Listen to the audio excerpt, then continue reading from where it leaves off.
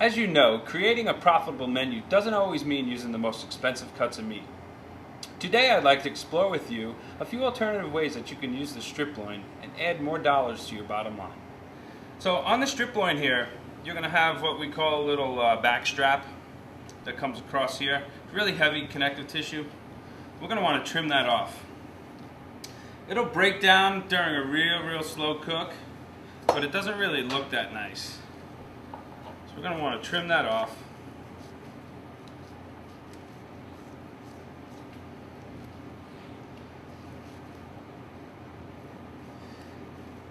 Okay.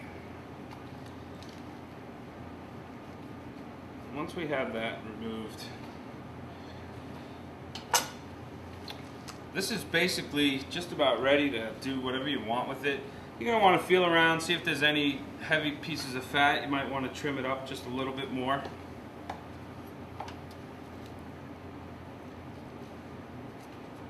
You can cut steaks out of this. I'll show you. Cut a nice thick strip steak out of here. Sometimes you have to trim off a little bit of the end just to even it out.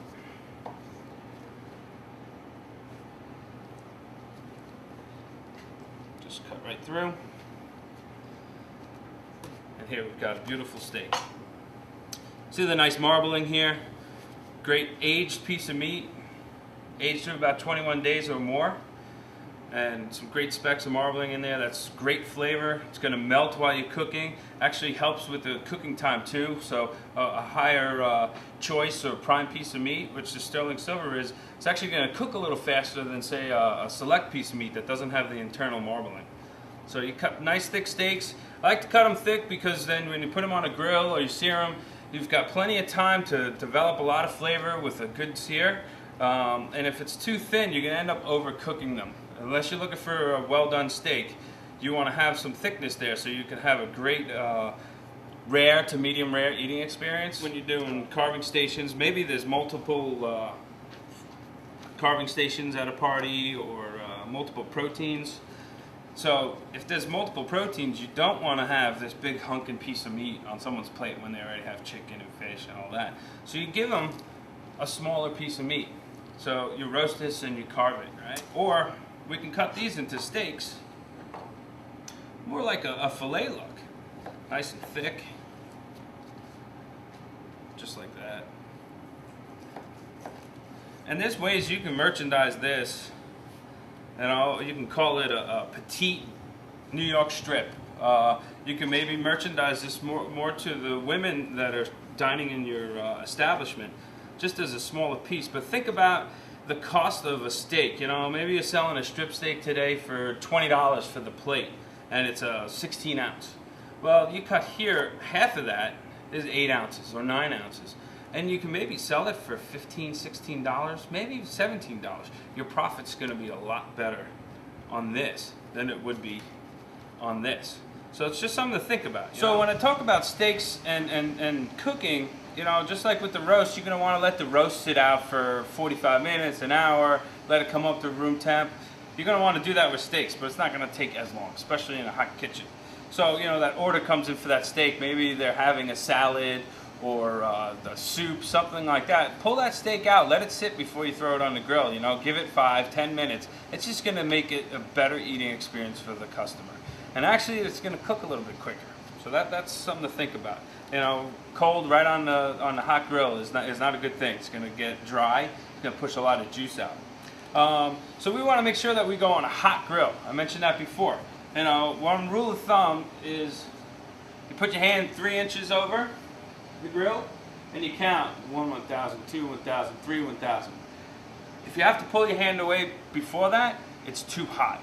Or if your hand's there for too long, it's not hot enough. And the reason why we want that really high heat is because we want to sear it. Again, developing flavor, right?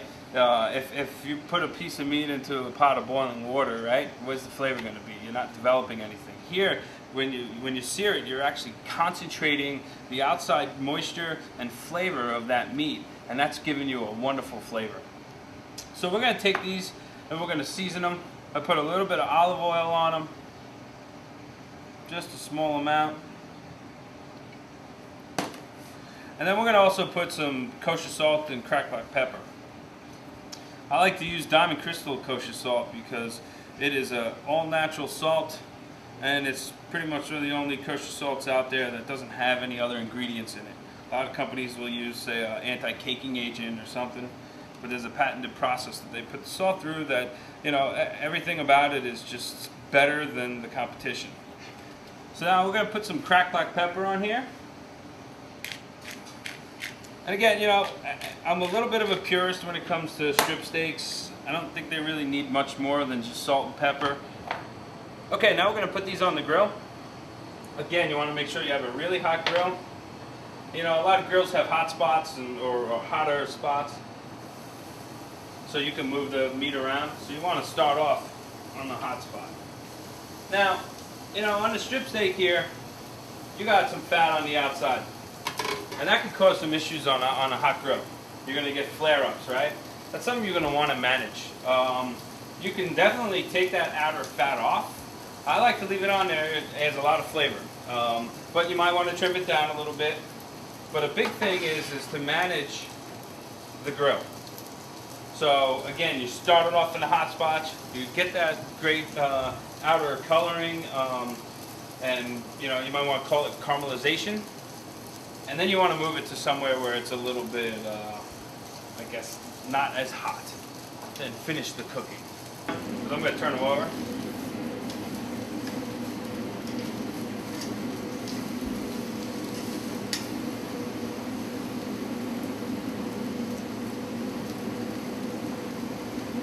What we're calling the strip loin fillet. Great piece of meat. What you can do with that is you can actually add a lot more profitability on your menu.